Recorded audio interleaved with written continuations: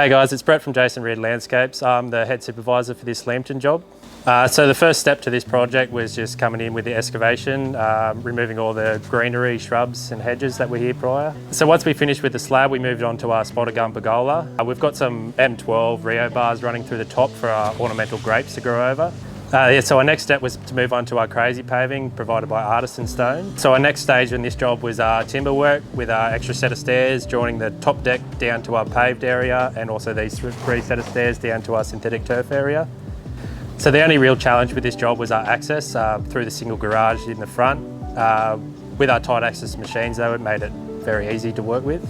So my favourite part about this project is we've basically doubled the space in this area. We've got our parents' retreat up top and the kids' play area down the bottom. So this job was designed and estimated in-house by Flo and Tom, who also provided 3D drawings for this job. So in our bottom area here, we have synthetic turf put in, just give the kids another safe play space to play on, and we've screened it off with bamboo just to create a bit more privacy. So pretty stoked with how this one turned out, pretty rewarding to see them use the space and just compared to what was here prior.